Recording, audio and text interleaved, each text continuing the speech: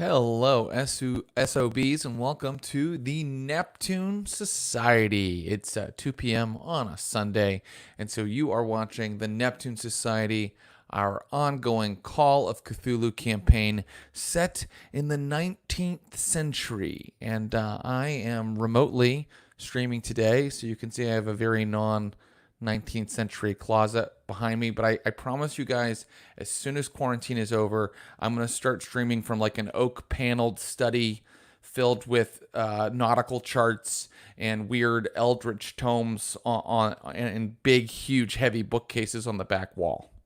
But while we're in quarantine, we have to settle for rooms like this. I want you guys to make sure you click that little heart so that you can follow us on Twitch, and you'll always be notified when we're about to go live. And we announce our lineups, we announce our program changes, everything that's coming to Stream of Blood, our tabletop role-playing game stream. You can always find it on our Twitter and our Instagram. And if you really want to get into it, join the Facebook group as well, because we put character sheets and all kinds of fun stuff on there. This show does not have a Patreon. And because it does not have a Patreon, I'm asking you to go to joincampaign0.org and donate as much money as you can spare to the programs that Campaign Zero implements. There's been so many people working so hard the last couple of weeks to change the way police interact with citizens in this country, and I think they're doing very good work at Campaign Zero. All of us at Stream of Blood do. So please go there, and instead of giving us money, give them some money. Great. That music you heard as we opened the show is a really kind of great little atmospheric piece called Setting Sail by a fan named Warbird. And you can hear more of her music on SoundCloud/Warbird. And that beautiful little title card that you always see when the show starts, that is by the eminently talented artist, Mr. Will Potworth. Will Potworth. And Will almost exclusively draws creatures from the Cthulhu mythos, and he does it very well. So go to willpotworth.com and maybe commission him to do some artwork for you. Maybe you have a Call of Cthulhu character for your home game. Will can bring that character to life. So go and talk to him and do that. All right, I'm going to get into today's game. Now, before we enter the game world, I want to welcome our first guest returning from last week, because today's session is going to be sort of a sequel to last week's session. We love having her on this show. She's a correspondent for Magic the Gathering. She's an actress. She's an improviser. She's an incredible role player. Please welcome to Stream of Blood, Becca Scott, everybody. Back again. Can't get rid of me, can you? Well, we don't want to. You couldn't even if I did something you wanted to. You couldn't. Right. No, I mean, you're a little ne'er-do-well orphan gutter snipe. Your character's name is Wilma Wiggles Wiggleton, right? So, yeah, you can't get rid of Wilma even if you try. Wilma had quite an adventure last time. This is going to be kind of a little bit of a sequel to that adventure, and 3 years have passed. So we should talk about how Wilma Wiggleton's life has changed in that time. Yeah, no, it's been quite a ride. Ups and downs. Was downs, now is ups. And just trying to hold on to the inner kid from the streets of London in me heart. And it's been difficult living this lap of luxury now that I found Captain Middlemass. Right. Captain Middlemass, the chairman of the Neptune Society, adopted you and your two friends. Last week, if you missed it, our adventure was an entire Dickensian Oliver Twist riff, where our players were three Dickensian orphans with fingerless gloves, and you've all been adopted by the chairman of the Neptune Society, kind of the leader of the Neptune Society. Yeah, which kind of makes me the leader's leader, if you think of it like a reverse leadership. Sure. No, that's a very good point. Yeah. Now, so you and your friends Lord Billiam and Scraps were adopted. You're now living in the lap of luxury with this wealthy gentleman in Pentonville, a neighborhood a little bit outside the real urban area of 1852 London. So let's see. Last time you checked a skill, what skill did you check? Yeah, well, that's right. I checked throw because I'm real good at throwing rocks Mm-hmm. and stones. Hitting police detectives right square between the eyes. Oh, And that's then right. I didn't check it, but I feel like maybe drive carriage Oh deserves a yeah. check. Well, because the whole climax was the three children driving off on a carriage, careening through the streets of London. Yeah, I think you need to check that as well. I think that's Yeah, a a good police idea. carriage, no less. And so when we check skills in Call of Cthulhu 7th edition, and even in those earlier editions for that matter, what you do then is you make your percentile roll and you try to roll over the skill. And if you succeed in rolling over, the skill improves. So let's see how it goes with throw. Okay, I'm at a 60. Mm-hmm. I rolled a 69. So you did it. So now you can roll a d10 and add that much to your throw skill. Okay, No ones, no ones. Come on. it's a 1. Are you kidding? Don't say the thing you don't want. Say the I'm thing you sorry. want. You're Say right. roll Well, a 9, roll a 9. I'm a great game master because I have horrible dice luck. So the players win a lot of the time because my monsters and baddies throw terrible rolls. Okay, great. Well, you are now at a 61 in your throw skill, Excellent. but like you said, maybe Wiggles is getting civilized. She hasn't had as many calls for her rock throwing skills in the last 3 or 4 years. Yeah, When try to keep it up, but it gets tough. Years go by. So I've rolled well over drive carriage. So maybe another yes, D10. This one, add a I'm going to roll the D10 to it. 9. It's a 4. So Okay. 24 now for You're drive now at a carriage. 24 for driving carriages. And here's the next thing I'll ask you. So I think that these three orphans, they've been adopted by this wealthy man. He's very kindly. He's a very caring man, but he is a man of the Victorian era, so he doesn't probably spend a lot of time caring for you himself. He leaves you in the charge of tutors and his butler, his taciturn valet, and so you don't see a lot of him. I want to know, how does Wiggles feel in this environment? Like, probably her days are spent with a tutor, like studying with her friends in this like wealthy man's house, and she doesn't get a lot of opportunities to run out in the streets. Or does she? Is she rebelling against her Oh, I crawl out the window at night. any Yeah. chance you get? Yeah, the captain don't know about that. I got to keep my skills sharp, but I have gained in some other skills, and I would say, unfortunately, well, none of us knew how to read before, and so now we are able to read. So that's a big improvement. Yes, it is. Yeah. Also, I'd say maybe did some sort of like fencing, like a Yeah, you think you're being rapier instructed in skill. fencing, huh? Well, I don't know if that's a thing that comes about in this world.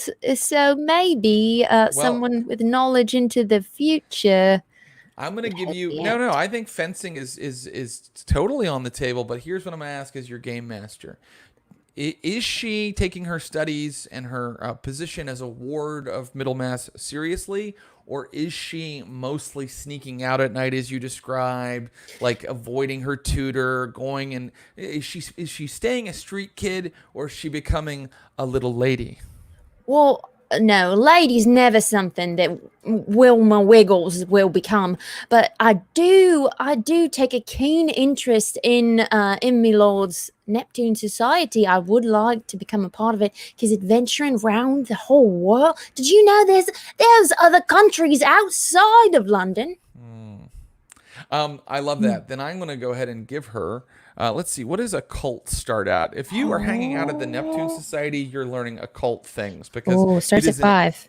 It starts at 5. Well, you have it now at 25. All right, And I do. that lets me know where you're at the beginning of today's adventure. I think you sneak away and you hang out at the Neptune Society any chance you can get. And so I know where I'm going to place you in the adventure. Do you think there's anything else Wilma would have earned in those 3 years? You can make a case maybe, for it. maybe. I'm trying to think. Maybe a reason I'd be any better at brawling, because that's not a thing I've been good at. Yeah. Well, you say that you've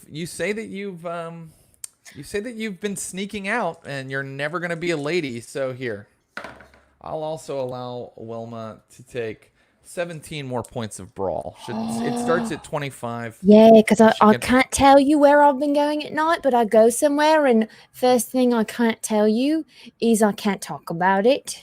And second thing, also can't talk about it. Wilma Wiggleton sneaks out of the lovely Victorian manor that she's living in now every night and goes to Child Fight Club. Child Fight Club. No, yeah. Oh, you know about it. So she is now 15 years old. She's a sullen teenager, and we will place her in the adventure in that context. We know that her rehabilitation from a life on the streets is not going so well. Let me bring out our other guests today, and then I will start today's scenario. This first guy, man, oh geez, oh wow, he is so funny and a good pal and an excellent dungeon master. He's been in some films, and he's a great stand-up comedian. Please welcome Mr. Will Weldon, everybody. As soon as you started being as vague as possible about my credits, I knew I was the first one out of the gate. I'm so bad. No, I gave you nothing. No. Hey, Will, welcome, my friend. Oh, thanks for having me. You know, and every animal in my apartment is just making a whole ton of noise in the living room right now, so everyone is against me, it would seem. I have multiple babies running around the house I'm in, so you may hear some screaming children at some point. We'll just work it in. It's Dickensian London. There were babies crawling around everywhere, eating out of trash cans. Will, tell us a little bit about your character. Hold on. Let me pull this up so I get the name right. His name is Archibald Fredericksham III. He is from a long line of inbred, very aristocratic sort of like businessmen, and he's since disavowed his entire family because they refused to stop believing in the supernatural and the occult, and he's since become an investigator because his whole life he's been sort of a prodigy in terms of his ability to inquire about things. He's also a hypochondriac and has suffered from like triple-digit ailments over the course of his 35 years on Earth. Right. And his because I looked it up and everybody back then had huge sideburns, and he has prosthetic sideburns because an ailment when he was a teenager left him without the ability to grow them himself. Well, I think I can't wait to see more of him. But I think we should leave it at that for the moment. Oh, right. Yeah, okay. That's a strong detail. I'm going to bring out our final player today. Man, this guy has an incredible podcast called the High and Mighty Podcast. He's been in TV, movies, and he is just TV movies or TV and movies. Only TV movies, like stuff like mostly Lifetime stuff. Where like a woman is in danger, but he's never the one that puts her in danger. You see, this guy just exudes chummery, boy. And Will, in that he attracts sharks. Yeah. Will, you probably thought that I couldn't have done worse than your intro, but I managed it. Please welcome. I'm so happy he can join us today, Mr. Jon Gabrus. Oh, yay. Thanks for having me. I knew when the intro was vague, but with my one credit, the self-launched podcast, that it was definitely going to be me. You got all the heavy hitters out today, Jared. All the heavy hitters. You know what? To me, you're the heaviest of hitters. And again, my doctor, my doctor would agree. Jon, tell us a little bit about your character. Can you hear me, Jon? So my guy, as I'll end up saying a bunch of times. Yes, I can hear you. Am I delayed? My guy is named Slab Harrington, and he's a former American who came to England in his grammar school years with his dad. And because he was a bulky-ass American, got really into the sport of rugby played rugby, and that allowed him into certain elements of society and got him introduced to certain people because he was a bit of a stud. But he flamed out, never went to college, became a drinker, and then ended up working as a heavy for a detective, if you will, a investigator, a Archibald Fredericksham. Did I say that right, sir? Yes. Yeah, sure. There'll probably be a few different ways it comes out over the next couple hours. And so you guys are a little estranged now. Your partnership broke up. I'm wondering how that happened and if you will rekindle that friendship in today's adventure. But maybe we can get into all that as we play. Are you guys ready to go? Yes. Always. All right, get your percentile dice ready and let's play some Call of Cthulhu, everybody. The year is 1852. There is a tavern in Limehouse where sailors go to tell their tales. Not too far from the wharf where the scent of fish and blood chokes the air. You'll see the sign of the trident and know you're there. Push past the crush of dock workers and smugglers swilling grog to the back room behind the back room and pull down Poseidon's arm. Climb the steps and you'll see a red door. Its only adornment, a brass plaque reading, The Neptune Society. Open that door and you'll see chaos, shattered glass, broken chairs, priceless artifacts strewn about like driftwood. The Neptune Society has been robbed. And that's why you've been called here today. Your old friend, Captain Jeffrey Middlemass, has brought you together to solve a mystery. Who broke into the Neptune Society Gentlemen's Club and their cabinet of nautical oddities? And why? And so I set the scene. You are standing there in the Neptune Society, which is a gentleman's club / secret museum of nautical artifacts. The scene is, as I described, junk, cases broken, chairs broken, the priceless artifacts strewn all over the floor. Captain Middlemass is there with you, the man he's your old friend. That's why he's brought you guys back together, even though you haven't solved mysteries together in a while. And he's there. He's a huge balloon of a man, and his sideburns, I assure you, are not fake, Archibald. And he's like, I knew when I saw the scene that the only people I could depend on were you, Slab, and you, Archibald.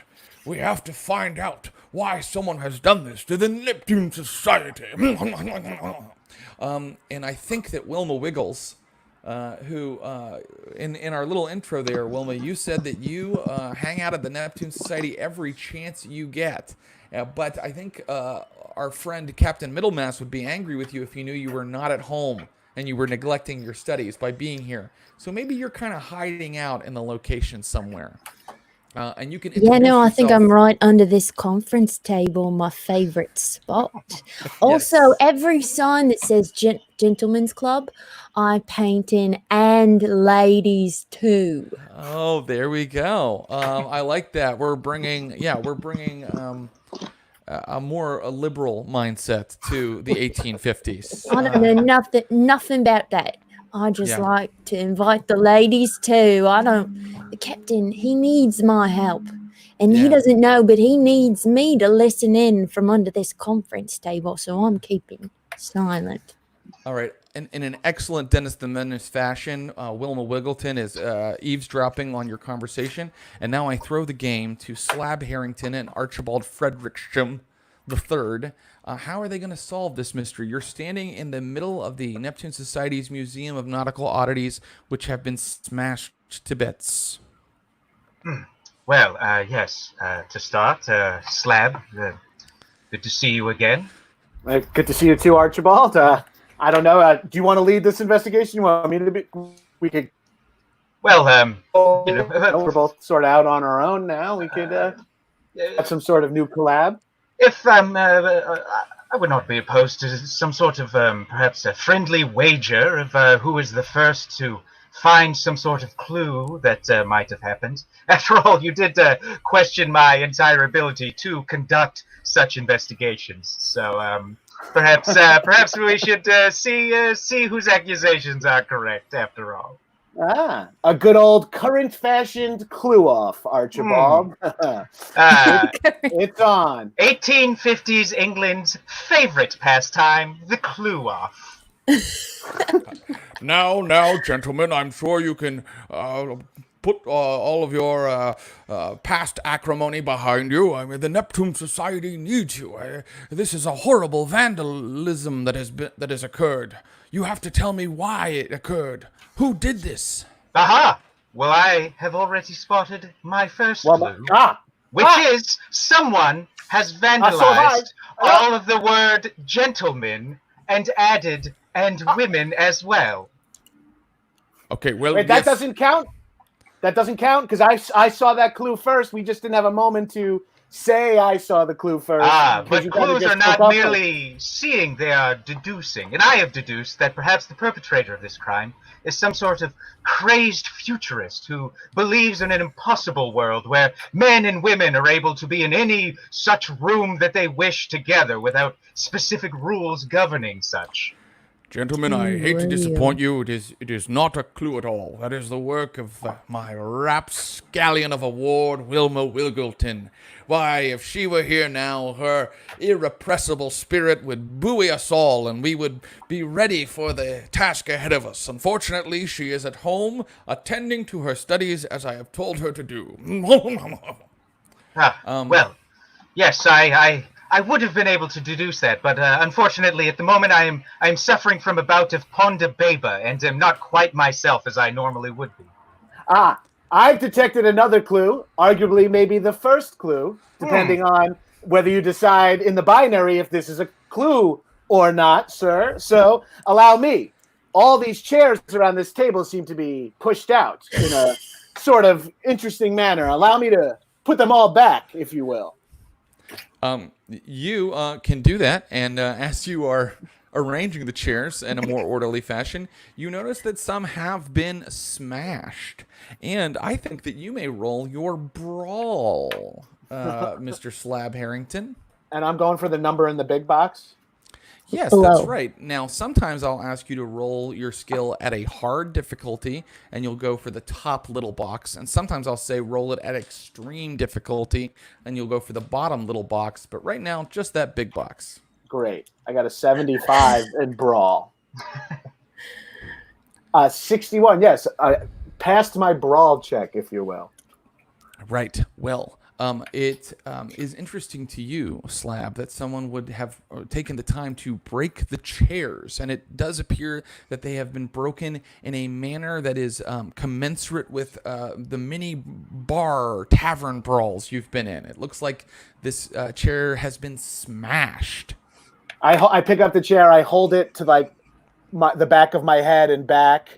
I hold it to the side of my face to determine where. This is Slab's way of detecting how maybe the chair was used in violence, since he's really only has this firsthand experience as his knowledge. So he's holding the chair. He's putting the chair leg up to his teeth to see if it potentially hits someone in the teeth. I'm rubbing all the weird breaks and seeing like how it splinters. And I don't even care if I'm learning anything. I just want to demonstrate to Archibald that I've got some sort of I've got my own routine going here. I want everybody to make a spot hidden roll because except for you, Wilma, because they're trying to spot hidden you now that they're messing with the table. I got a 28. Okay. And my big box is 50. Okay, great. So you've rolled under, and you've successfully rolled. And so, Archibald, you're the one when Slab starts messing with the table. You're the one that spots this little street urchin. Not that little anymore. The captain feeds me well, and I crawl out. Sorry, Captain. Wilma, you're supposed to be at home. The tutor is teaching you phrenology today. What? How? I stuffed a scarecrow with put me other hat, because you gave me a second hat, and I put it on the scarecrow, and I tricked her. If I could cut in very quickly, I would like to say I believe that's a clue to me, Harrington. That's a clue to me, Harrington. You think I'm a clue? Excuse me, sir. Hello, my name is Wilma Wiggleton, but you can call me Wiggles. And I would like to say that I think I would be crucial to this investigation because I know for a fact that I've put a stone in between the eyes of detectives like you with the things that I see that others may miss. And with your permission, Captain Wiggle, I'm the Wiggle, Captain Middlemass. I would like to accompany these gentlemen with my knowledge of your business. Well, I don't know. It doesn't seem proper, you being female and also so young. Yeah, but no one can tell when I wear this hat and I, tape everything down. Maybe if you can find something that tells us more about the crime, then I would allow it. I would like to roll and see if there's any blood on the ground, because if a chair was smashed, that means there's a victim. And we don't see anybody in here that was hurt with said chair. So who were these intruders smashing with chairs? That's a great idea. Roll your spot hidden. But because you're looking for something so small, well, just roll. Yeah, just regular spot hidden. Okay, let me spend just 2 points of luck. Gentlemen, something else to keep in mind. You have a luck score. And what Becca is doing is she's spending 2 points of luck so that she succeeds in her roll. Every time you spend a point of luck, you add to your skill, and then it goes away. Then the luck is gone, right? Okay. And you can earn it back later, like on another adventure or something. But it just helps you make rolls when you've maybe missed them. She missed by only 2 points, so she's spending 2 points of luck. Yes, you have now made it. You now did it. You got lucky. And the way you got lucky was you almost hurt your hand on a piece of broken glass, a broken display case, and you pull your hand back and you notice that there is a single hair curled around the sharp edge of the glass where it has been broken, and the hair is very orange. It's very red. We've got some sort of bozo clown. Listen, Captain, I found a key clue as I'm still sitting on the ground. Well, look at that, gentlemen. Isn't that funny? You both were trying to find the clue first, and the first one to find it was this young girl. Well, allow me to make a deduction. Seeing that hair is orange and Ms. Wiggles' hair is not, she was not the one who painted ladies on all the signs in here, thereby solving the mystery. That was the mystery you asked us to solve, correct? Yes, I'm no longer in trouble for that. I believe I must give it to you, Slab. I believe you have solved the mystery, and we are done here. Thank you for having us, Mr. Middlemast, and allow us... Gentlemen, may I say, maybe these aren't the best detectives in the world. Why'd you choose them? We've been through a lot together. We had many adventures together in our early 20s. Remember those days? Gentlemen? Yes, those were quite the days, weren't they, Slab? Yeah. We were back to back against the Taiwanese gangsters. We were gun to gun against the sailors of the Southern Bend. Yes. We've done it all, Archibald, but those times... Barbary pirates, yes. Correct. Yes. Yes. Hey guys, interjecting. Jared, I would love to get you to refresh your browser. Boy, that's our secret. That's our secret keeper, Clint, and he keeps an eye on our technical difficulties. 1 second, everybody. I'm gonna refresh. Clint, do you have any orange hair? Nope, none at the moment. But if you want me to procure some, I'll have it here by 3 o'clock. Slab, I would like to say thank you very much for not only listing the East Asian gangs we've dealt with over the years. I wouldn't want to give anyone the wrong impression about what we've been up to all this time. Well, we've been around the world and back again in a number of ways, but now, alas, we must go our separate ways. Yes, of course. The brothels we visited are a bit of a different story in terms of their racial breakdown, but let's not get into such things in front of the young and the woman. Sounds like you just did, and it was entirely impolite. Look, I'm going to be helping you on this if you don't shape up while I'm with my stones out. Not like that! Were Yes. they metaphorical stones you were speaking of, or Literal. are you prone to literally? Pebbles. Yes. Well, I throw them. I'm perhaps tempted to remove my vote of confidence in Miss Wiggles' abilities, lest I be brained betwixt the eyes. Right. Very good. I think at this point, Captain Middlemass is he's like, all right, gentlemen. Now you know why I've brought you here. We have to find out why someone has done this. Who is this red-haired rapscallion who has broken my club? Now, do what I brought you here to do. May I ask you, do you have any enemies? Well, there are many enemies to the Neptune Society, not the least of which is the esoteric Order of Dagon. Can I roll on my racial science ability to determine if the red hair has come from an Irishman? Do you actually have that ability? I don't think racial science is. Despite what H.P. Lovecraft might wish, I don't know that is an actual ability. You know what you might have? I thought we weren't allowed to use our actual players' skill sets. Now Will's using his racial science major to help. Quiet, John! Don't make me get out my calipers. You may have natural world or medicine skill. You could roll that. I have medicine. Medicine is a 40. I have medicine with numbers in the boxes. How hard are we talking if I want to try to racially profile these hairs? Well, why don't you just see what your medicine tells you about it? It is a part of the body. Perhaps it will tell you something. I rolled an 83, and my medicine is 41. So I won't be using any luck points on that one. Okay. No problem. Maybe you should look around and find some other clues. Or maybe someone else would like to look at the hair and use a skill on it.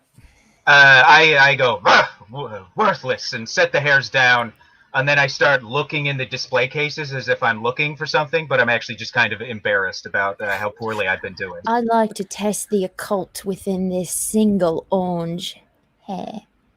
Oh, you'd like to roll occult against it? You may do that. Go ahead and roll occult.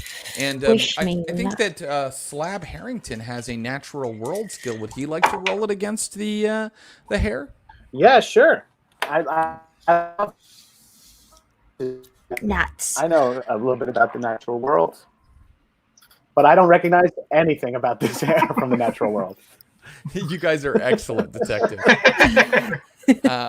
Wilma, I just hold it and say, something unnatural is all I can say. Wilma, I got to tell you, the hair doesn't yield any occult significance. How did you do on your roll? Yeah, no, I've been working on it, studying up, Neptune Society, but this is too specific. Yeah, so I think that's your occult skill roll. Okay.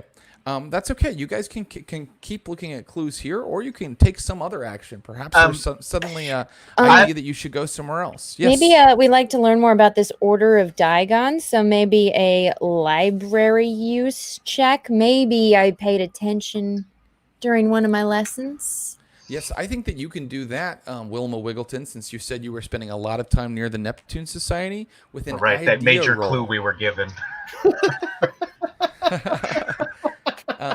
An idea roll. I'm going to hold the chair to my teeth for a little bit longer.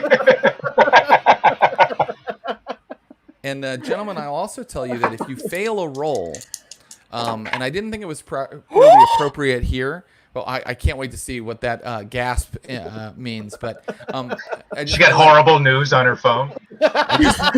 Unrelated. A celebrity she likes has died. I just want to let Slab and Archibald know that if they fail a roll, sometimes they can say, I'm pushing the roll, which means you roll it again. And then if you fail the second time, something horrible happens. But if you succeed...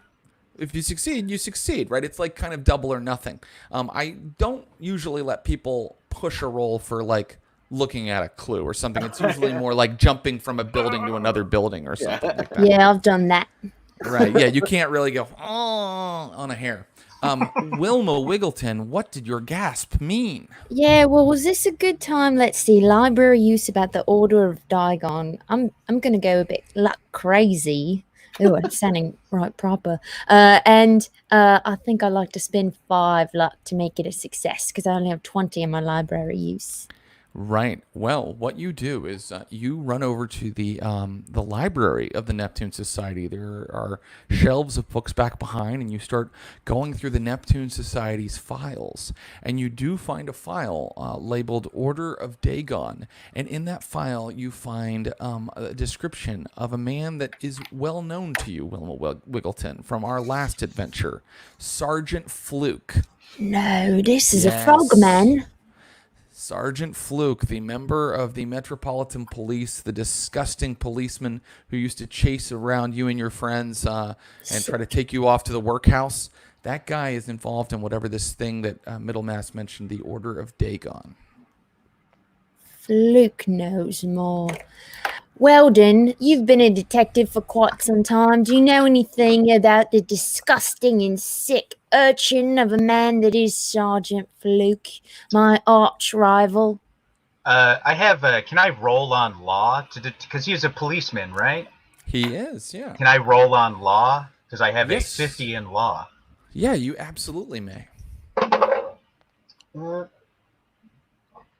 Well, I rolled a 7.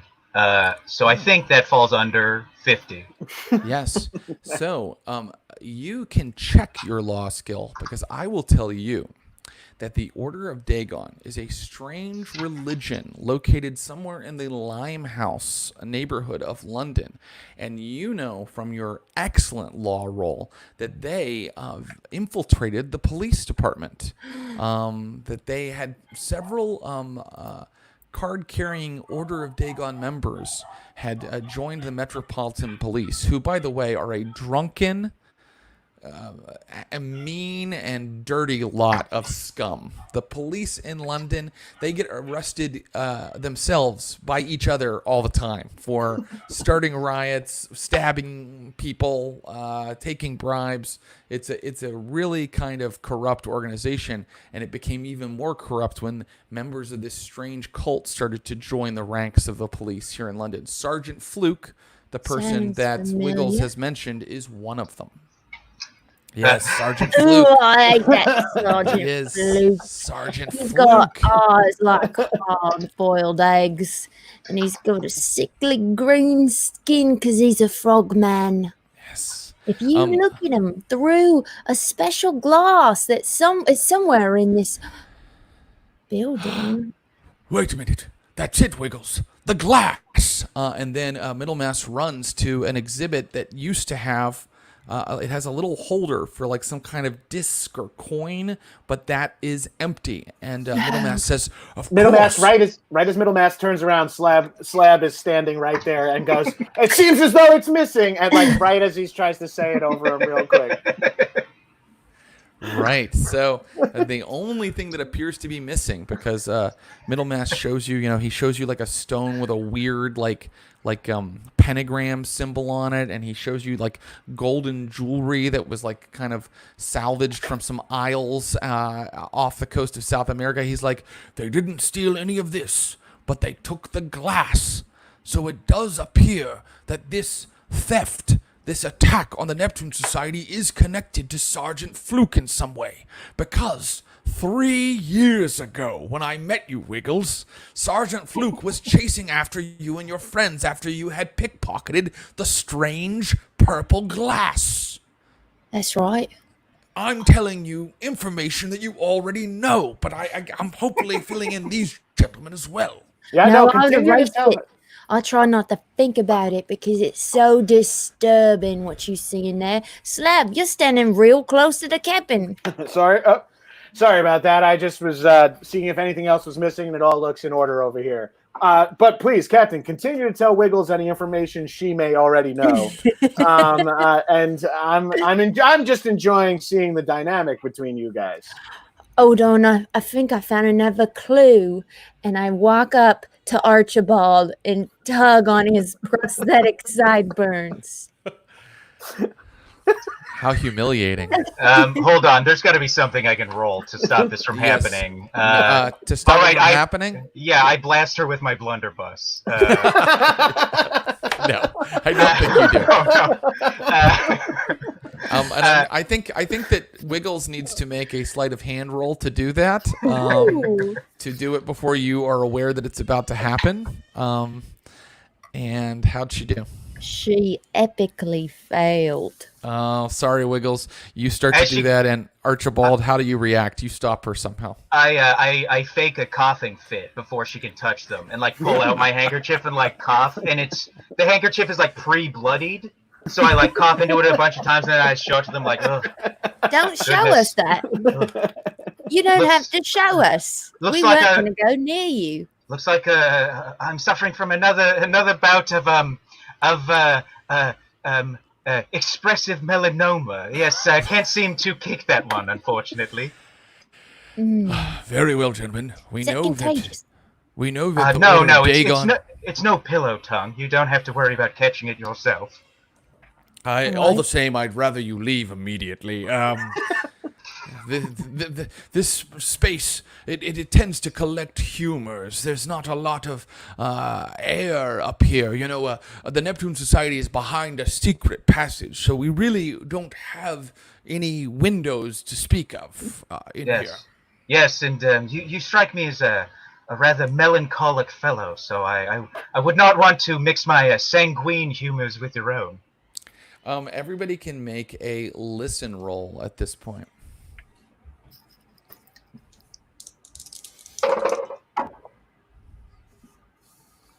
Pass. Got it. Extremely did not pass. Okay, if you succeeded, you hear... I'm still talking about diseases while they're listening to things. Right, that's why you didn't hear. You were going on and on. I'm like, rabbit's foot and cheetle forehead and yeah. Perhaps it is Middlemass's mention of no windows that makes you suddenly aware that you hear the sounds of birds chirping directly above you. Because although the Neptune Society has no windows, it does have one skylight. And it is letting in the sounds of pigeons and things now, because looking up Wilma Wiggleton, you realize that the skylight has been completely shattered. I think I found another clue where they got in. Wow, Wiggles is finding many clues. Yes, she's doing very well.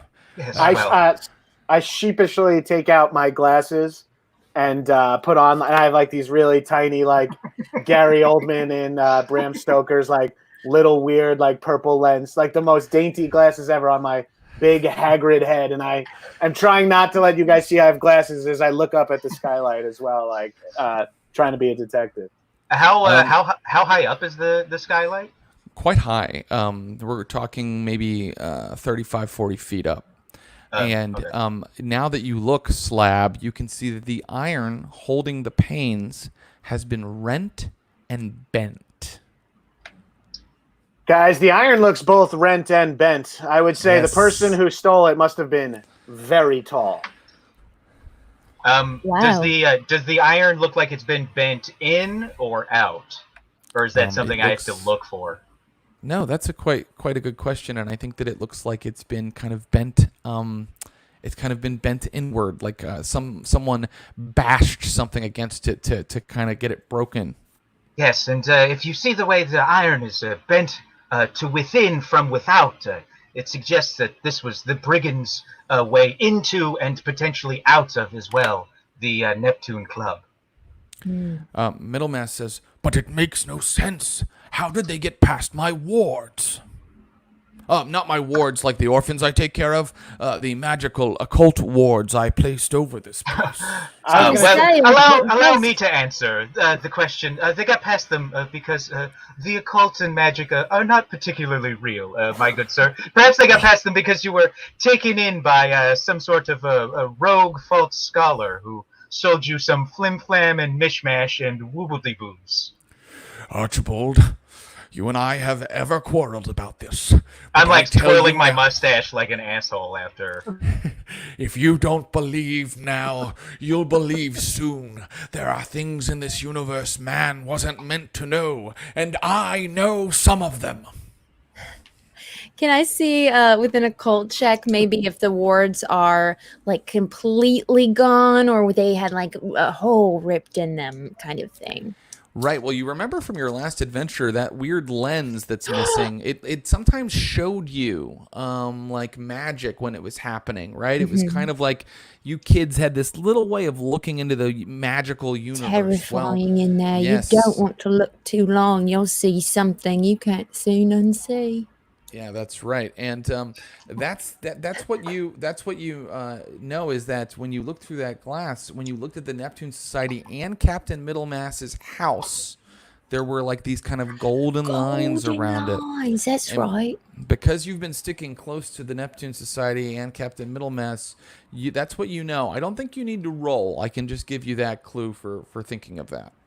It feels sort of staticky, like a little sensation that's gone. I see. I'll get you back your wards, Captain, and we'll make bigger, better wards. But my wards, they should still be in place. I put a magical spell over the club that no man may enter unless freely invited. Well, I snuck in here the first time I met you. The blindness of gendering your sentence, Captain. That's what it is. You I should have been more inclusive in my language. Yeah. No. The lesson to take from all of this is to make sure you say, and also women, on any sort of wards or traps or warnings that you have for things. Let's not go crazy now. He's just a boy. And Scraps never had much gender. So, the intruder is undoubtedly a woman. Well, that's not... Well, then why they need to break the wards? I don't think that's right. No, as I put myself in tune with the ethereal sphere, I can see that my wards are still standing. But as Slab has pointed out, I set up wards to forbid any man from entering unless freely invited. In addition to sexism, that's also speciesism. Am I right? Did I use that word right? Someone said it at a symposium recently that I was catering. Yes. Now, I will agree with Slab. It is wrong to disclude things such as horses and dogs and cats from establishments, assuming they are male, of course. Anyway, we got to get out of here because the humors. Right, and I'm a little bit worried about Archibald's handkerchief. It's toxic humor for sure. But I shall return home to check on the other children, Wiggles, while you all follow up any other leads you can think of. We have to figure out who has done this, because they may be planning to strike again.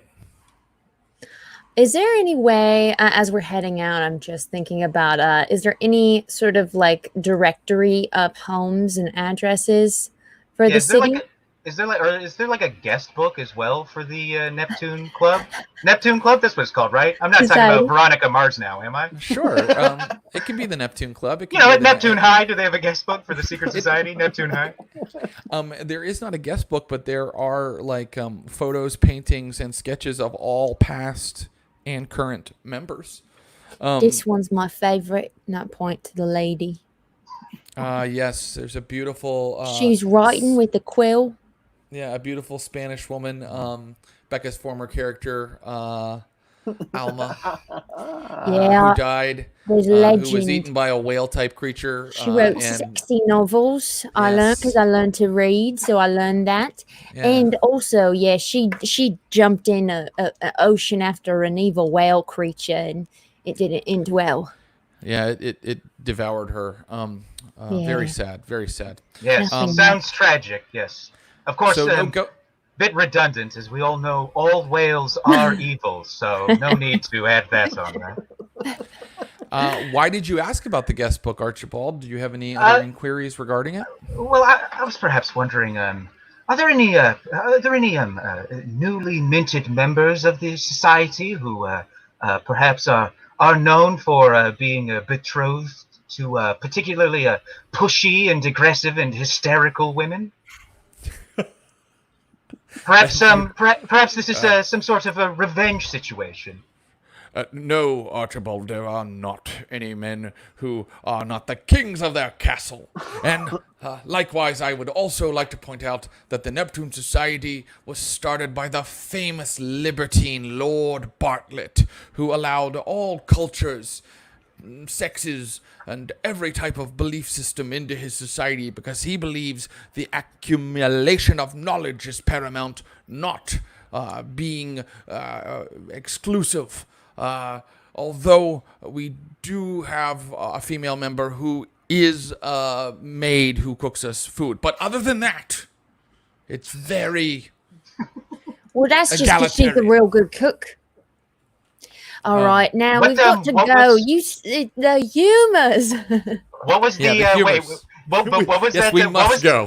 What was the founder's name? Well, Lord Bartlett was his name. Okay. Can I do like a history check or like? You certainly may. Yeah. Yeah. Can I do a history check to see if I can recall if he's like a famous sexual deviant or something, like a real nonce? You may.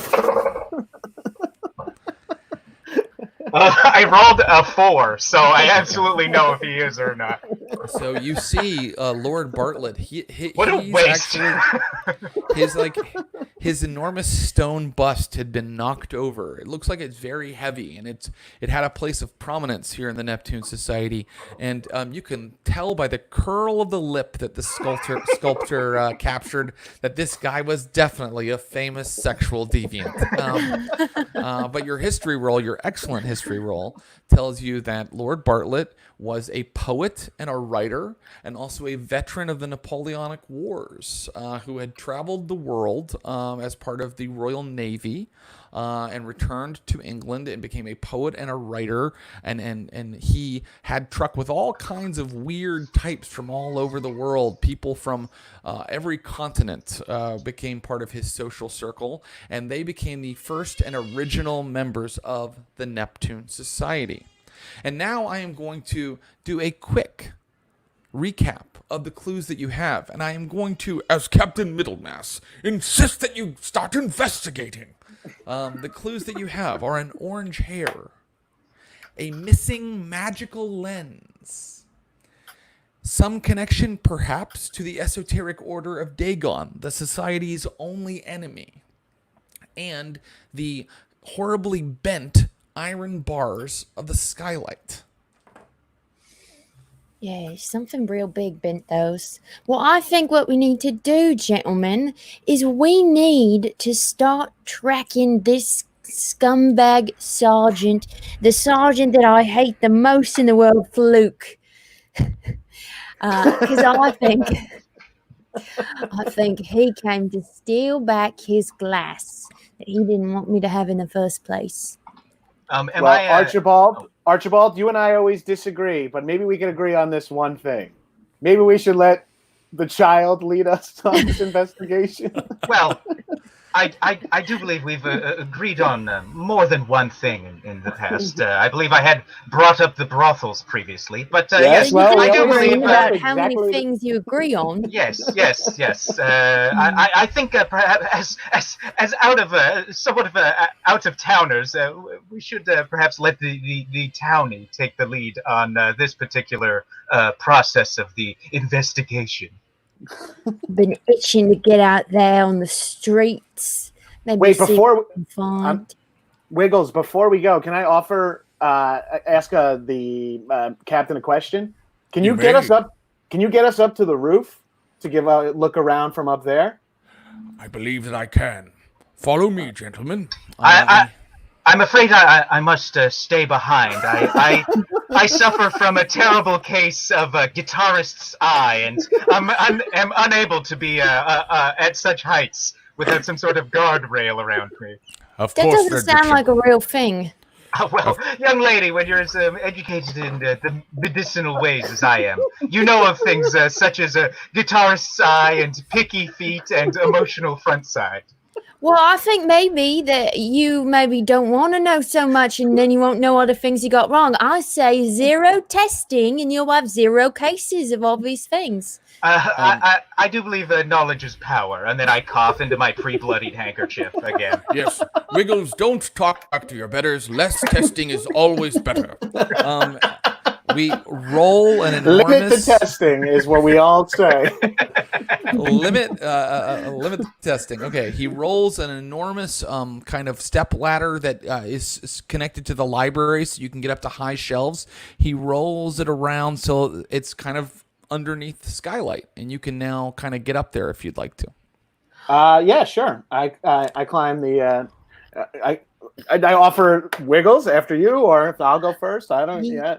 Yeah, no, I'm no lady. Let's see you climb it, Slabs. Slabs, you get to the top no problem, and at the top you are close enough now to look at those little broken pieces of glass, and once again you find a tuft of orange hair. Who grows hair in tufts? And with this or tuft what of orange, grows hair in tufts? It's a tuft of hair. With this second discovery, I am going to allow you to roll your natural world one more time if you'd like. You found a little more hair this time. I'd love to. Still a miss. It's not going to go well, but toss me that tuft. Yeah, no, it's nothing to me.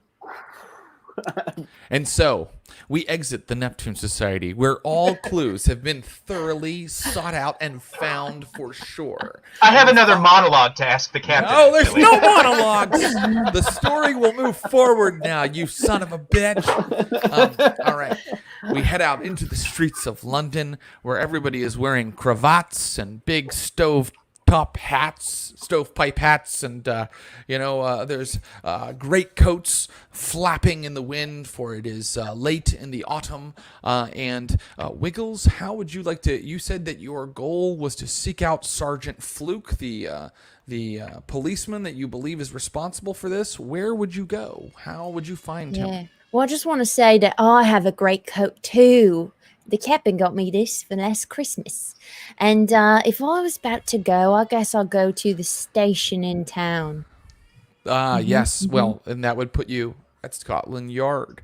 So soon, Slab, Archibald, and Wilma Wiggles Wiggleton Wiggle this way, gentlemen. have taken a brisk, a long walk from Limehouse back into the city, and they are standing on the stone steps of Scotland Yard, where metropolitan policemen are running in and out. You see one metropolitan policeman as he exits, like taking a long draw from a flask and putting it into his pocket. You see another one walk out, and they just look like the scum of the earth. But they're in smart little blue outfits with those little blue top hats, and they each hold a truncheon on their belt. What would you like to do, Wiggles, or Slab, or Archibald? As the most distinguished member of our little group here, perhaps I should take the lead on actually conversing with any Scotland Yardigans we happen to encounter inside. I think they're all Yardigans, if you ask me. I'm going to stay hidden. I say ACAY. All cops are Yardigans. That's right. Okay, so you enter Scotland Yard, and it is like most Dickensian buildings, tight, a little cramped. You're in kind of a hallway that the double doors open into, and there is a locked door with kind of a cage beyond. And to your right, there's like kind of a desk, and a desk sergeant sitting, and he's picking his teeth. Is there a plant or something, like some sort of big thing I could stand behind? Yes, I think that there is. There's a big dead plant that they haven't bothered to water. But don't worry, the pot is large enough to hide Wiggles. Wait, and we're standing in front of him? You have entered, and you are now standing in front of the desk sergeant at the front desk. I lean over to Archibald and say, "You want to run this the old-fashioned way, pal?" Yes, the old good questioner, bad questioner. Yeah. So I go behind Archibald and shut the policeman's door, fold my arms, and lean up against the door as he goes to talk. So I guess I roll and I go for an intimidation.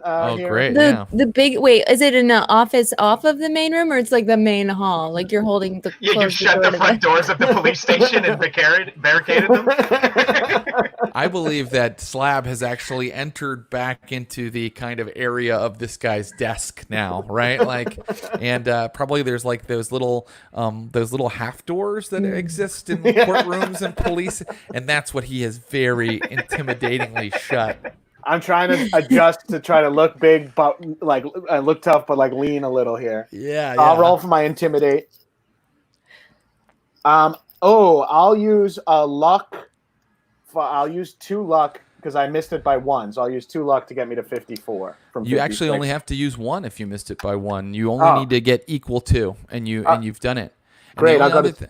Sorry. Yeah, and I'm sorry, my friend. And the only other thing you need to remember is that as your luck goes down, keep the new number that it's at, because sometimes I ask you to roll your luck, and as your luck goes down, that can become significant. Cool. Yeah. Consequences. There are consequences. Yeah, this game isn't just you guys making me laugh my ass off. There's also a game.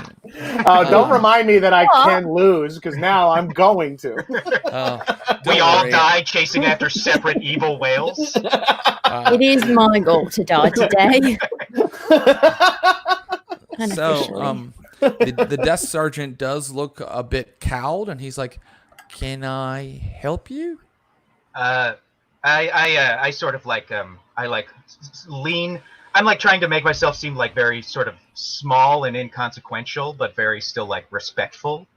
And I'm like yes, I'm very sorry to trouble you just now. Please excuse my friend. He's such a fan of Scotland Yard that he sees to it that no one but he and myself may be in your presence while we discuss requests with you. Such a fan of yours he is.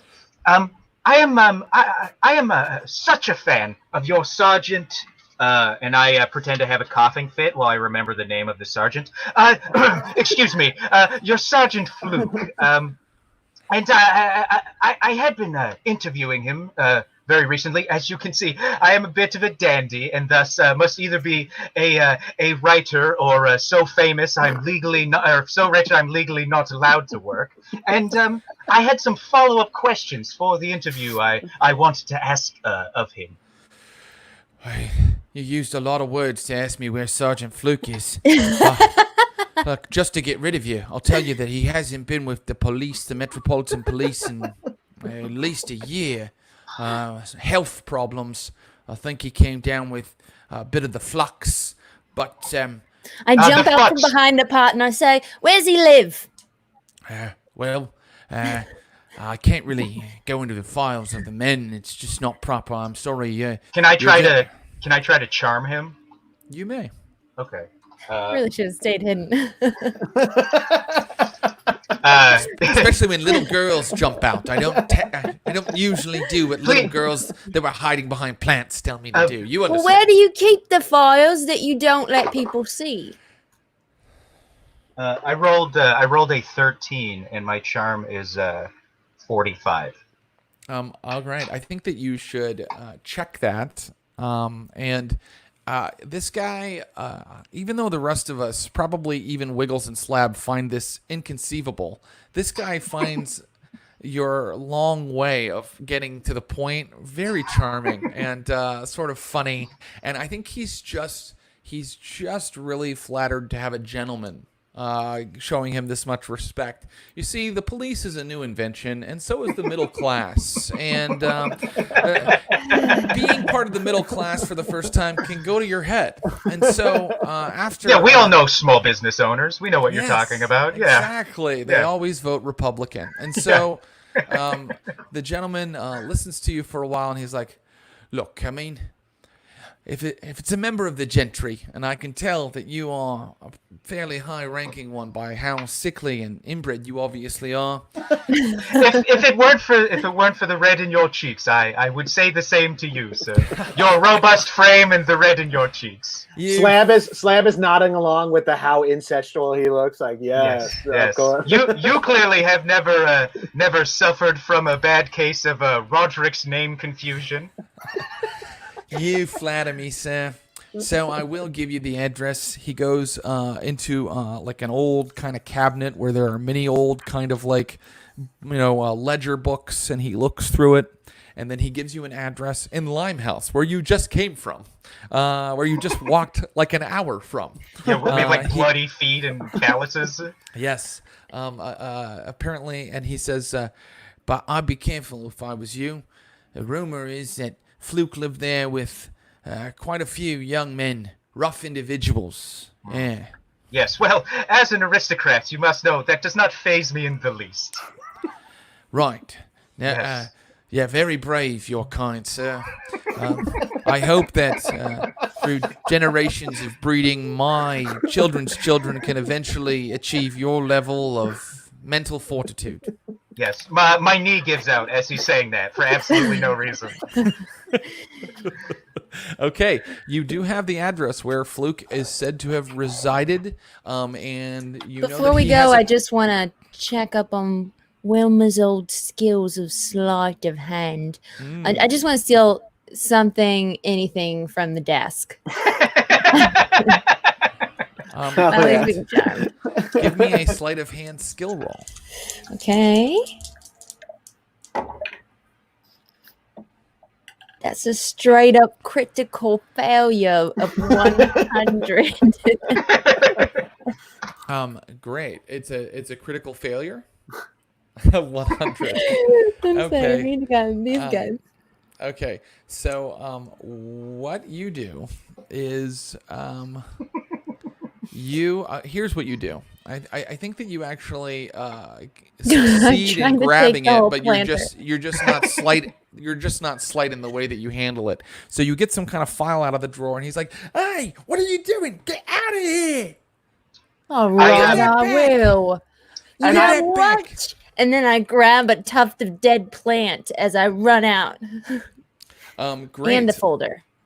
Okay, yeah. So you're going to try to keep the folder. He's going to try to grab at you. Let's see if you escape in time. Okay. He's going to roll his brawl skill to kind of grab you. You gentlemen can tell me how you react, but Wiggles, what are you going to do to kind of counteract this? Are you going to run out of the station, or are you going to start a merry combat in the middle of Scotland Yard? No. I'm going to dodge and sprint off. Okay, so if you're just going to run off, you can give me a dexterity roll. Got it. How'd you do? You never seen anybody run so quick. You're so fast, and I can tell you that he also failed his grappling roll. So you get out of the building like very quickly, and I leave it up to our partners. What do you gentlemen do? She never lost it. I'm gonna use my persuade and be like, I'm so terribly sorry about her. As a young investigative writer, she just is a bit too excited I yell sometimes. back at the door. Archibald and Slab, come on, we gotta go. She sometimes is a bit too. He doesn't know. We got the address. Information, and I just hope this can make everything quite all right. And I leave a quid on his desk.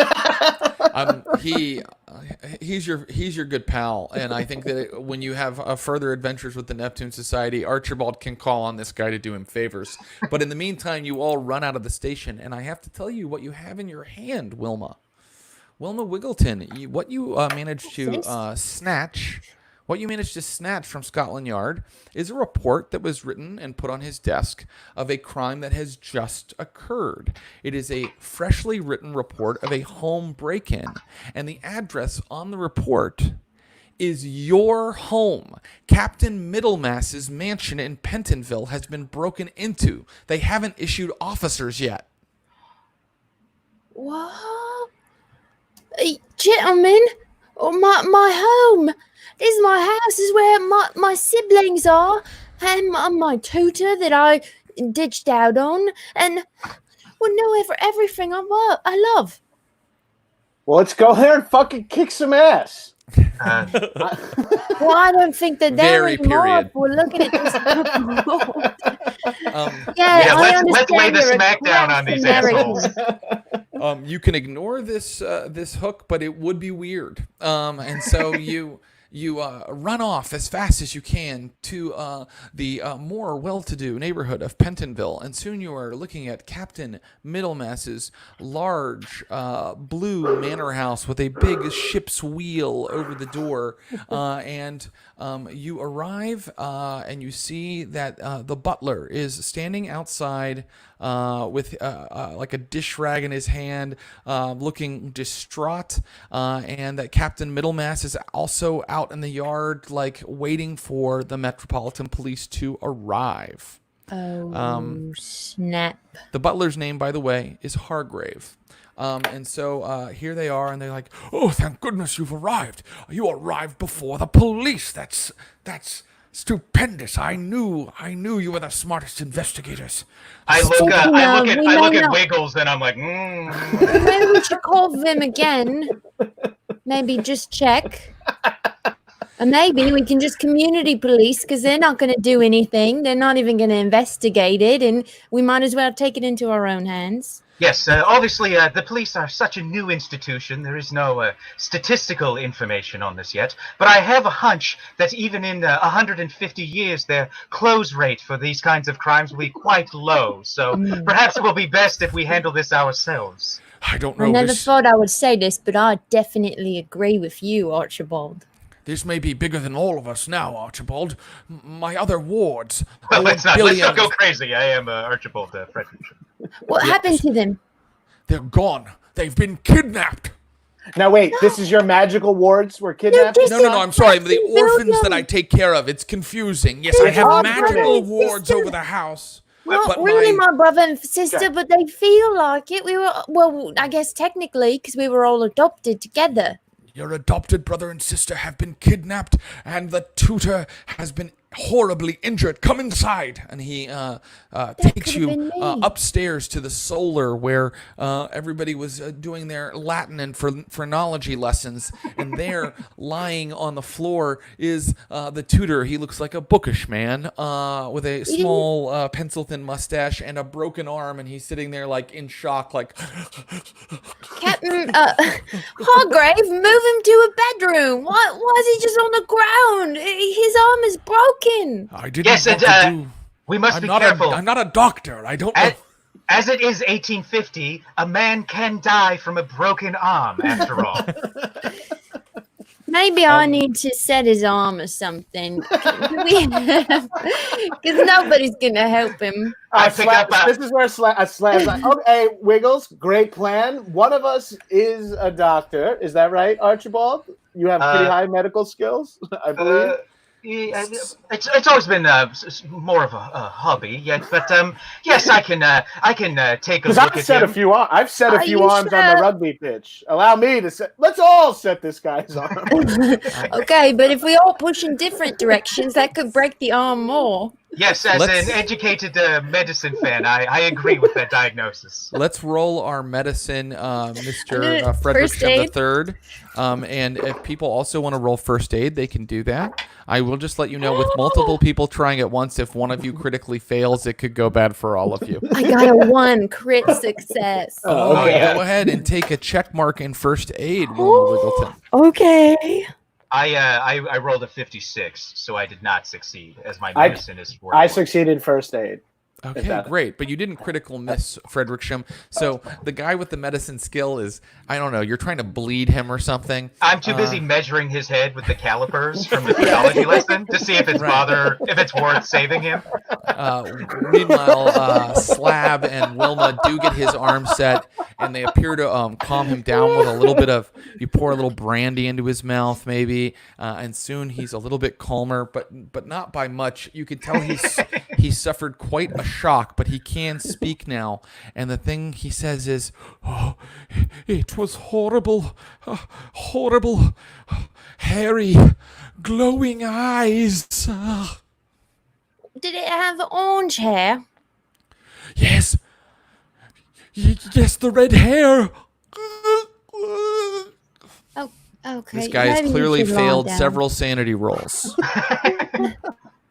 Are there any like zoological books on the shelf?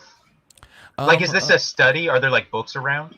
There are many different books around. Would you like to use library use to see if you can look through them and find something that connects to all this? Indeed, I would. I'm just gonna roll on the desk instead of leaning deeply out of frame every time. One thing I will say is, hold on with that result, Mr. Frederick Shem, because I want to tell Wiggles, I want to tell Wiggles and Slab that as you took care of him successfully, you notice that he has many superficial defensive cuts on his arms and his clothes. And now, how did you do on your library use roll there? I rolled a 20. Oh, that's a really good one. I think that you find something. So you are wondering about this orange hair, and now you have another person talking about red hair, orange hair, and you look into the books, and you find the reports of a man named James Brooke, an English adventurer who is currently the Raja of Sarawak in Borneo. And James Brooke, in his reports, he details an animal, an enormous ape with orange hair, an orang-utang. Sounds so strange. Those are syllables you would never think to put together. I cannot believe my stupid joke inquiry is what the actual clue I found. I was gonna be like, is it an orangutan? You have figured out that the interloper, the intruder, the person who has stolen a lens from the Neptune Society and stolen 2 children. Yes. I show them the book and I go, look, the largest Irishman that's ever been reported. That's incredible. Can I do with my knowledge of fighting and injuries, can I look at the defensive injuries on Hargrave and see if I can determine anything about more about the orang-utang? Yeah, you may.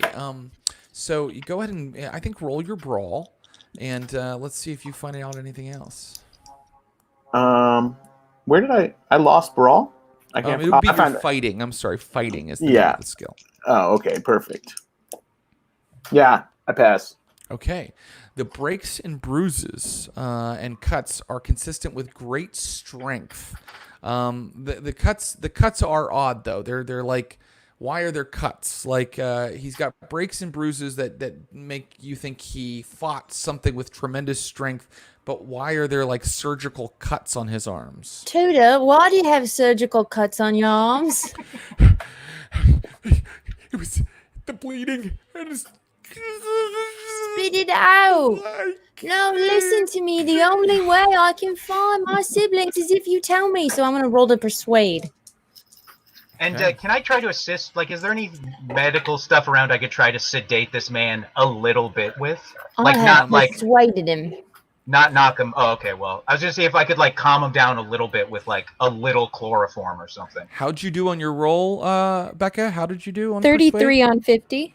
Okay, but not and I hard. think that also I think that yes, Archibald is kind of like giving him a little bit more of the brandy, and like he's giving him like something to calm him down, and you realize that the reason he's going is because he's looking through the window of the solar to a building opposite, because this is like a row of townhouses. And when you all look out there, you see an enormous hairy silhouette with 2 bundles under its arm and glowing eyes suddenly go, that's my family. We gotta go. I need your help.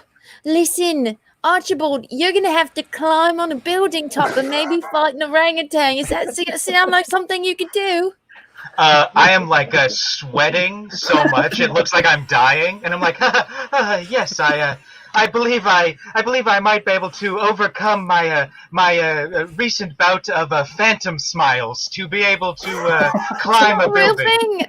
It's not a real thing, and this is my real family.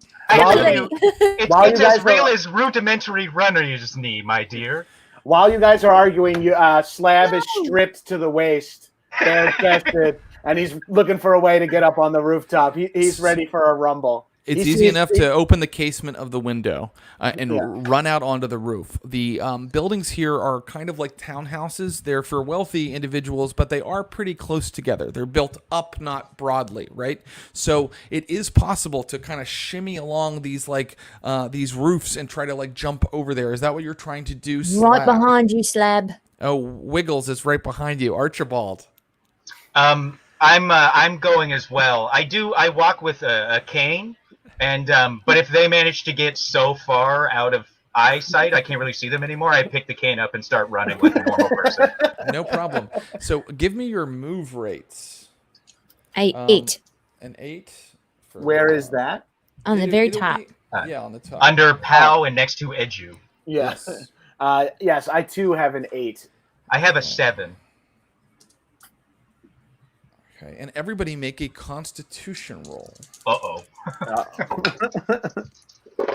Nope. Nope.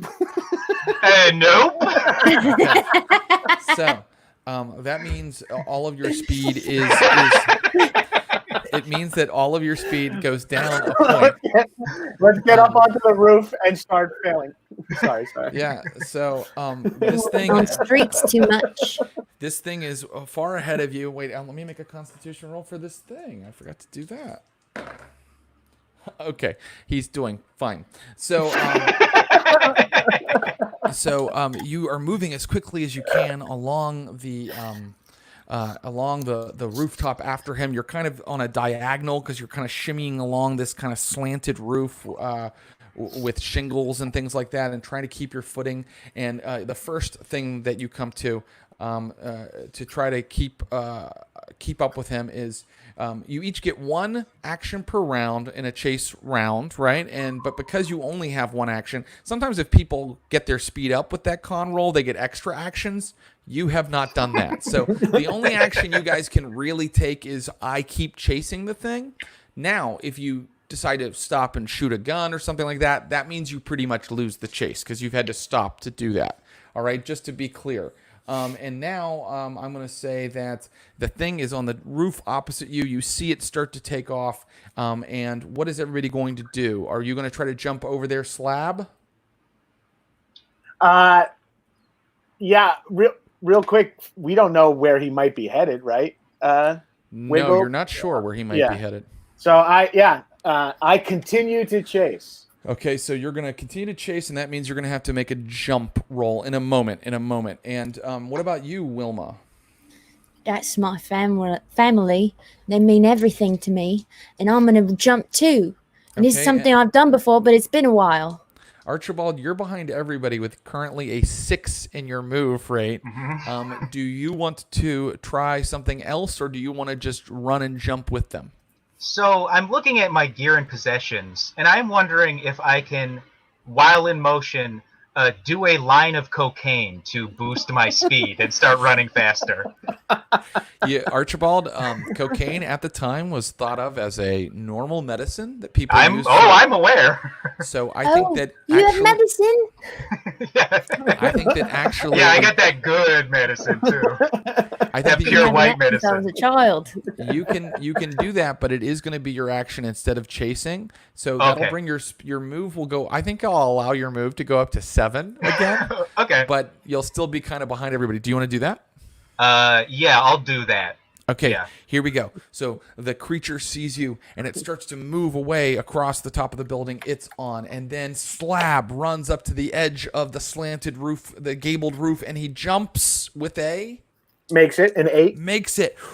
Bang! Slab's huge form lands on the other side, and you are climbing up that slanted shingle-covered roof toward the creature. And then Wiggles, how'd you do? I'm pushing it.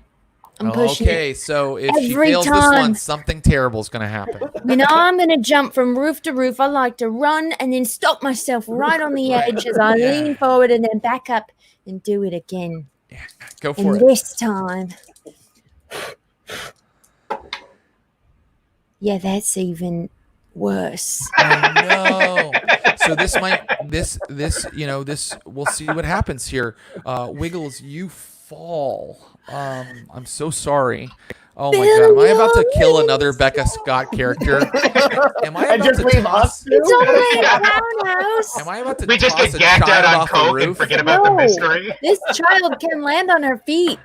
She probably can. What she needs to do is give me a dexterity roll hard. Okay. I'm going to roll it onto a different area.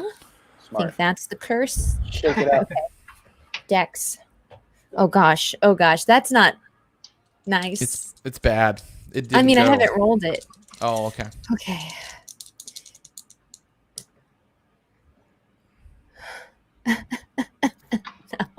Okay, so it's really up to me. It's what I roll on this damage roll. This is how much damage you take from falling. Now you are falling onto like grass. You're not falling onto a spiked pit or something. We know that there's a horse stable right underneath me. There could be a pile of hay. Or you land on a horse and continue to chase. Regardless, Wiggles just took 6 damage, and is that equal to half her health? Well, here's the thing. She grew up through 3 years. Would she have gotten a few more hit points in that time? She didn't get more hit points, but you know what? She probably... No, but she can roll her luck. I'll allow her to roll her luck. Okay. and Come on, dice. Now, my luck's been used a lot. Okay, so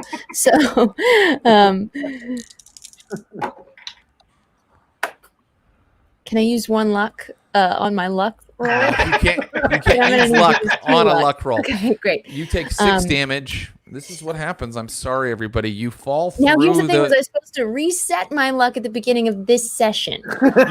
You probably were, but it's too late now, Becca. And I did it. I passed my luck roll. Okay, well, I think regardless, I think that your character takes those 6 damage. Now, that's more than half of her health, right? So she needs to give me a Constitution roll right now to see if she stays conscious.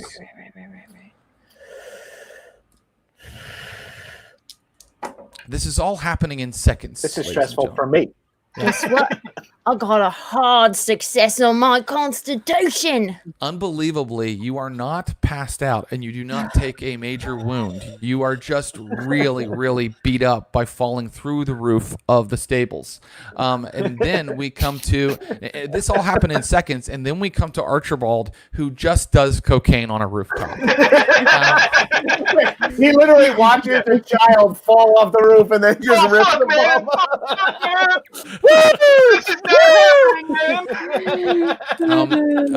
The creature is moving quickly to the next roof, and it leaps to the next roof, and it succeeds. So it's now on another roof, a slab.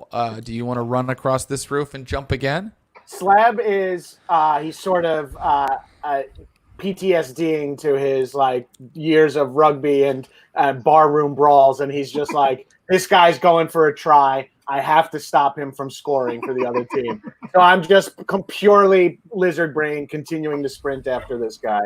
I'm in that mode now. And what am I rolling? Jump? I think it'll be jump again, yes. And before you do that, Wiggles, now that you're on the ground level and you are hurt but not out, what are you going to do? Well, obviously, I'm in the carriage house, so I check for the master's carriage because he came back here. Excellent. And I can tell you right away that you see it. So are you going to mount it and start getting the horses tied up and do a carriage? I have a flashback in my mind of the last time I stole a carriage, and it went great, so I'm ready. Okay, so the only issue is that they are not all tied up and ready to go. So it's going to just take you each round. Let's see. It's going to take you. I know what to say. It's going to take you 3 rounds to get them all hitched up. But I might let you make rolls to do that more quickly. And then Archibald, now that you've had a little bit of the good stuff, what are you going to do this round? I'm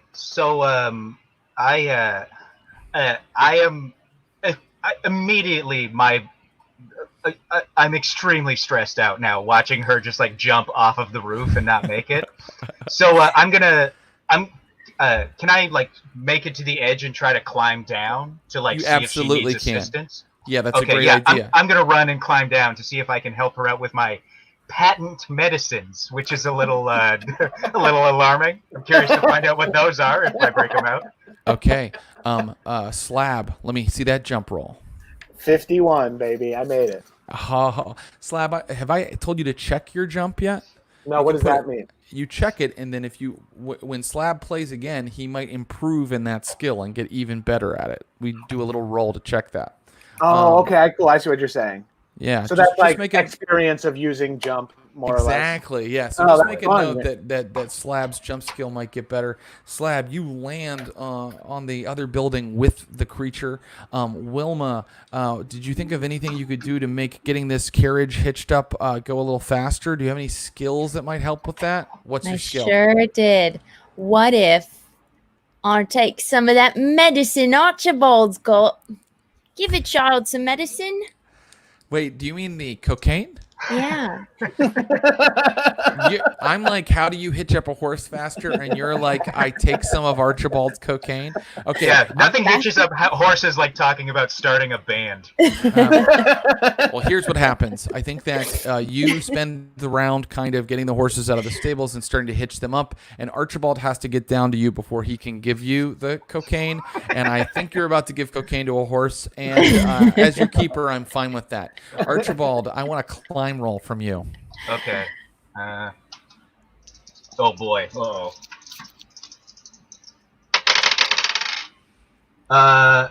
Well, I got a 60 and my climb is 20, so I'm going to push that. I too am going to really tempt fate here.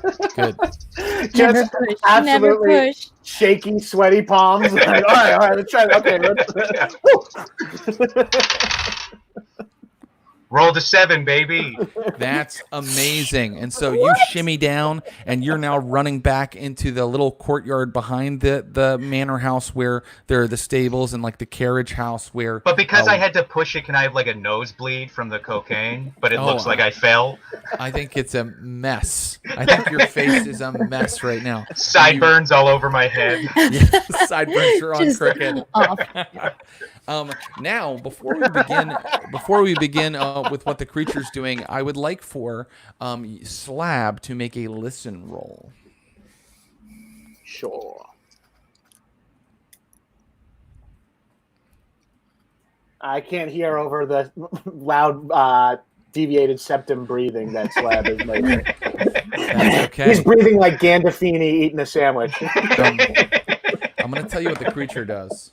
It starts to try to climb down the far side of the building it's on, and you see it does have like an unconscious, like young boy, like teen boy in its arms, and it drops him for a second, and it's like, whoa, and like has to like grab him. It's like, it's hard for it to climb and carry these two people at the same time. So it is having a little bit of trouble. So if you can, get there quickly, Slab, you might be able to tangle with this thing or do something this round. And in order to run as fast as you can, I'm going to say Slab's going to make a dexterity roll if that's what he wants to do, to just get over there to the creature in time. Yeah, I'm going to try to get over there and yeah. Yeah, that makes sense to me. I'm gonna go rush over there and try to grab the kid out of his hand or get some safe grapple to get my hands on the orangutan or one of the kids or anything. Yeah. Great. And then Wiggles, well, I guess that Archibald and Wiggles are now on the same spot there in the carriage house. Wiggles, you are going to give what's the plan? All right. We've got 1 horse laced up. We're going to get 3. That's the plan. But I'm feeling a little sluggish. This horse looks a little sluggish. I see Archibald. I say, new friend, what can you do? I'm a mess. Help me. I take a handful of it and I just toss it in both of their faces. Just like huck this huge cloud at everyone's face. Okay. That's probably very expensive. Look, I would have to look up the cocaine rules in the Call of Cthulhu 7th edition rulebook to see if this is how cocaine in fact works, or I can just make a ruling. And in this case, I make the ruling that the horse and Wiggles start moving comically fast and are immediately hitched up. Okay. Their muscles get all big. Benny Hill. How did your dexterity roll go, Slab? Depends on a rule question. Can I Yes. use luck on the characteristics or just on skills? I'm going to allow it. Yes. Ooh, then I would like to use 1 luck point on my dex check. I rolled a 51. Okay. I'd like to get 1 luck point on my dex check. You get to the edge of the other building where the monster is kind of tangling with its heavy burdens, and you look down into the face of the thing, and you are looking at a massive, angry, deranged orangutan with glowing eyes. Do we have a photorealistic rendition? Yes. Oh! Yes. Oh, look at it. Oh, good Lord. If it wasn't an actual creature of the natural world, I'd be calling for a sanity loss right now. But instead, I'll just mention that Slab is about to fight that. This is a Ross Bryant creation. Oh, yes. This is the artwork of our very good friend and role player, Ross Bryant. Oh, hell yeah. So there it is. Okay, so at the end of that round, we have Slab on top of the orangutan who's hanging beneath you, Slab, trying to juggle the burdens of these children. We have Wiggles and Archibald mounting into the carriage very quickly, getting the carriage on the move. And so here we go. Slab, what are you going to do this round? I'm going to get the orangutan and its parcels, the little humans, onto the roof safely via wrestling or brawling or grappling, whatever. Slab is going to lift an orangutan. maybe I don't understand the geography. He's like on his way down. Child. Yeah, he's a good climber, obviously, and he started to kind of climb down the far side, but then he kind of lost one of his burdens for a second and had to reach out and grab him. So I'd say one of the kids is kind of like far down at the end of his arm, like hanging over the courtyard below. The other one is kind of under his elbow, under his shoulder there. Yeah. And he's kind of holding on to the building with his feet. Your action that you described is completely fine. Do you want to literally heft your arms under an orangutan and try to pull him back up onto the roof? Completely fine. Yeah, I think I do want to do that, and I don't know if this makes it a more technical grappling move, but I'm a dirty fighter and a dirty rugby player. I want to, when I go to grapple him, I'm grabbing handfuls of orange hair. Okay, I'm adding some extra pain as I get my fingers in there, like the movie Ghost. Okay, I think that's definitely all happening. First, I want a drive carriage roll from our friend Wiggles. Just to be clear, Archibald is currently in a carriage that is being driven by a child. Go Wiggles. Don't worry, Archie, I've done this before. I crash it into the side of the carriage house. How badly did you do? Did you do critical miss? No, not quite. Did you want to push it?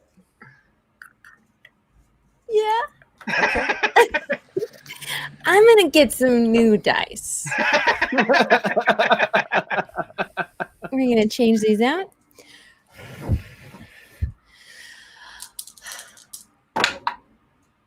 Yeah, 28. Okay, well, we rolled and we checked it, and then so I'm gonna use 4 luck. Wait, you can't. If you push it, you can't also use luck. Do you have? So when we added points, we made it 24. So that's a fail. Oh, I'm sorry. So you did roll the correct skill, right? You made sure you added the points that we added at the beginning of the game today, but you failed even on the push. Points. Yeah. You failed even on the push. I'm sorry, and you can't use luck when you push. So Yeah, what I'm going to roll is that you guys go careening out into the street in front of Captain Middlemass's mansion and immediately slam into another carriage. And there is a horrible carriage accident as horses and wheels go everywhere. I'm so sorry, Archibald. The captain never let me ride a carriage. In fact, the Scotland Yard said I was forbidden from ever driving a carriage again. Well, here's the good news. I'm going to just roll that I need dex rolls from both Archibald and Wiggles to just stay in their seats. 11. Oh, that very good. An extreme success. I got 38. Hold on. That makes makes it. Yeah, just makes it. So you guys are still in your seats, and you take no damage from being thrown clear of the carriage. But now let's go to the roll that I'm really interested in. I can't believe I'm like I get to do cocaine with a teenager and some horses, and Gabrus has to fight an ape that can like crush a bowling ball with its bare hands. Right. I also wonder how much Jon has studied orangutans and what they weigh. What I'm going to ask for right now is a strength roll from a strength roll. Well, actually, you described it as dirty fighting, what you were doing. So I'm going to let you do fighting, but it's going to be a hard roll. Is that top right or bottom right? That middle number or lowest number? That's that middle number, that top right number. All right. Yeah. And I don't think it's going to be, let's see how you do. I've never rolled. This is sick. I rolled a 1. Are you serious? Yeah, I rolled a 0, 0, and a 1. What you basically do is you get your hands into the thing's fur and you yank on it in a really painful way, and it makes it like go, and then it like leaps up after you and drops the children on either side, and then you see it patting into its full fur, and it pulls a long straight razor. This was my plan, but it is backfiring. I just want to set the orangutan has a straight razor. That's right. Yeah, I'm going. Edgar Allan Poe canon. The orangutan is carrying a straight razor, and so it pulls the straight razor. Here is the situation. You guys were just in a terrible carriage accident, and you're going to have to make other drive carriage rolls to get extricated from that accident and get around to where Slab is fighting an orangutan on the roof of a London townhouse. The orangutan has just pulled a razor. Getting out of this carriage. Yeah. Like faking like you have 2 more things to move. Wait, hold on. Wait for me. The orangutan has just pulled a razor, but I have another sad thing to tell you. The orangutan threw down one of the children, Lord Billiam. Actually, he's a little bit more of a tween now, and Lord Billiam's unconscious form is starting to roll down the slanting roof. So, boy, I wonder what's going to happen. What are you going to do this turn, Slab? Is Scraps unconscious as well? Scraps is also unconscious and laying on top of the roof. Okay. I scream ball. Like you do when there's a loose ball, and I leap for the child. I'm still in full primal. I just tackle. For anyone who's watching the stream that understands rugby, Slab just tackled. The ball came loose. It's up for grabs.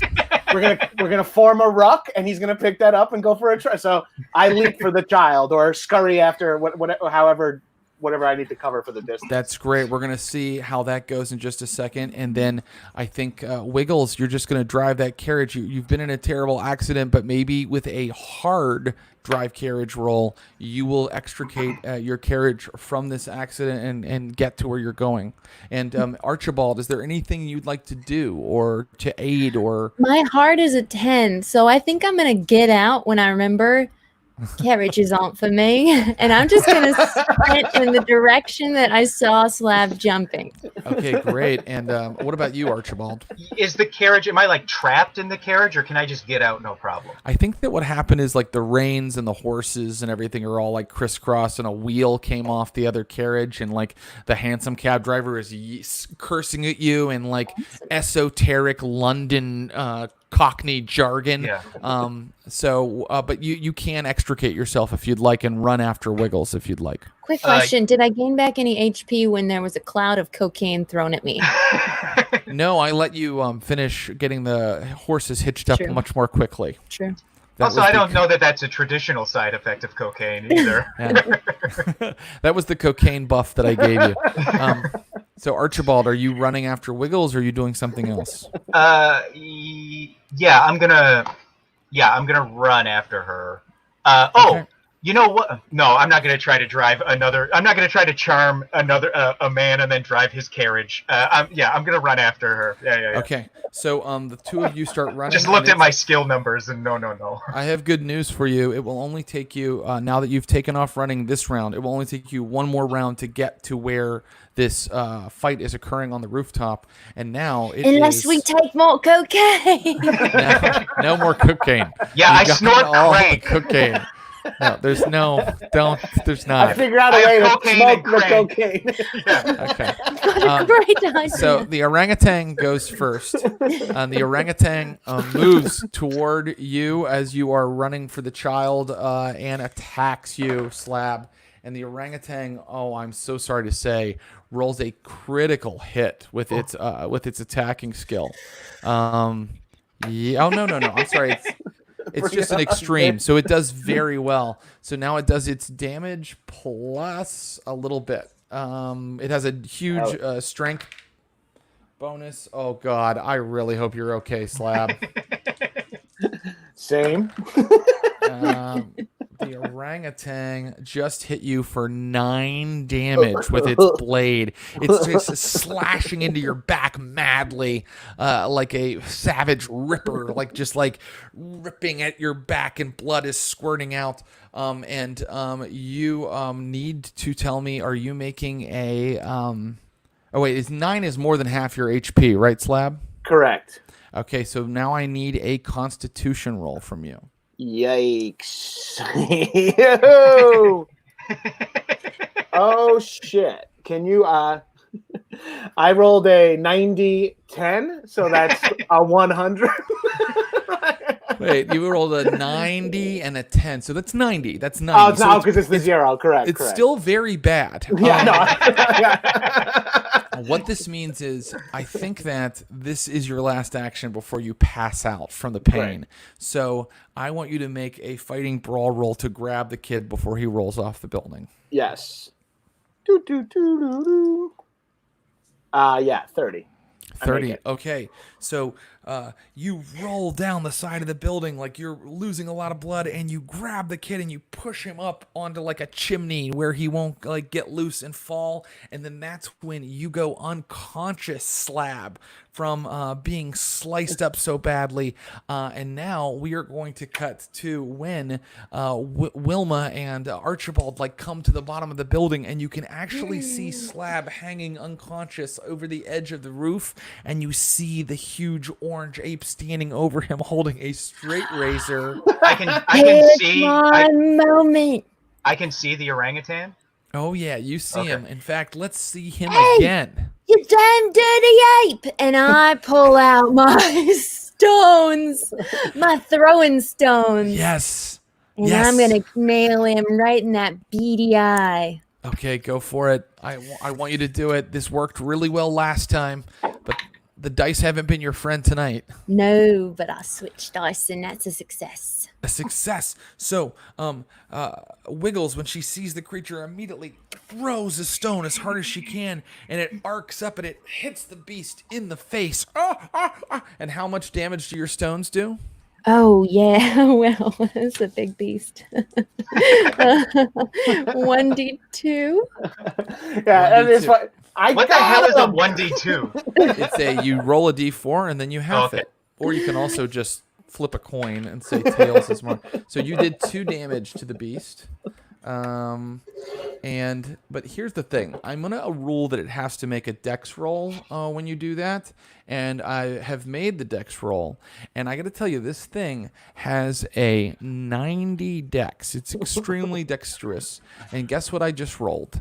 A 92. And so So I can't believe how properly cinematic this is, or absurdly ridiculous. But either way, our orphan street urchin throws a stone. It smashes into the ape's face, and it goes toppling over the side and falls to the ground. And let's see what happens. That's a lot more damage than a stone, let me tell you. Yeah.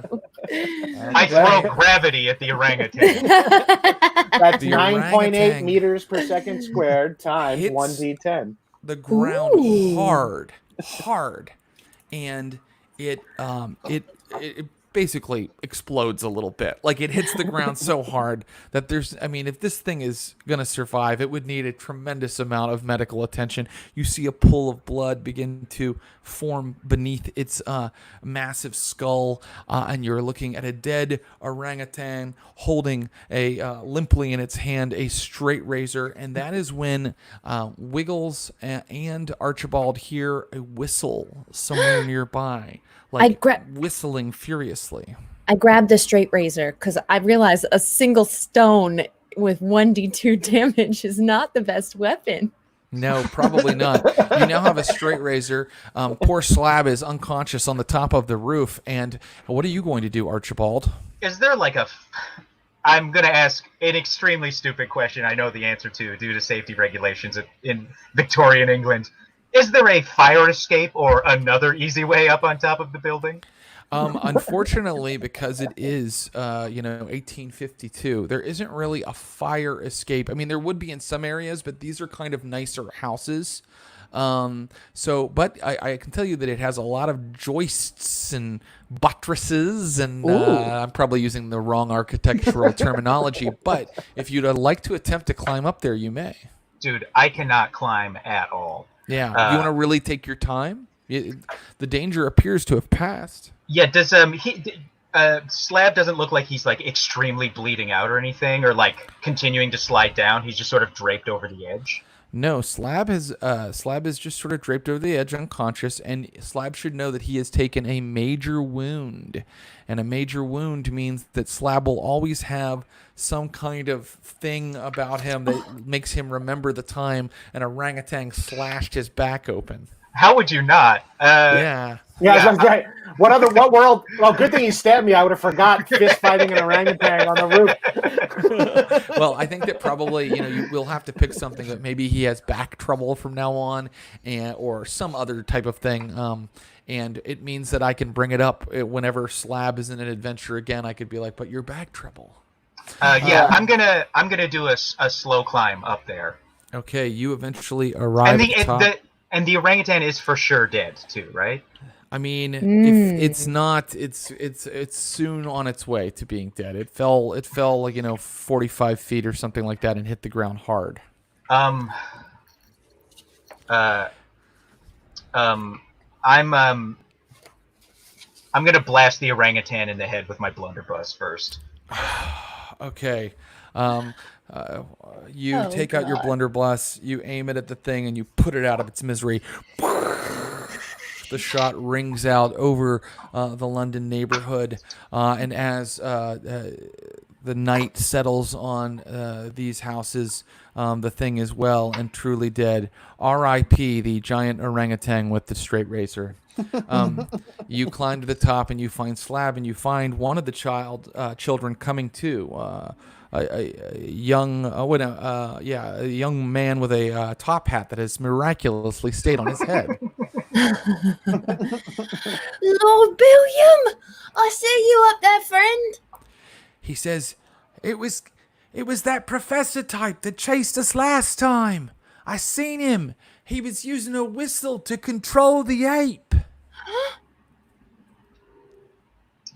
And I'm going to start doing like medicine on Gabrus while they're having this conversation. Great. Give me a medicine roll. I also want to climb up to the top, and I want to look around and see if I can hear where the whistle's coming from. So hey, that's what is all zeros? I rolled a single 0 and 2 zeros. Is that just 0 or is that 100? That's 100. That's 100 failure. So I'm going to push this one. Okay. Wow, pushing a medicine roll, always a great source of suspense.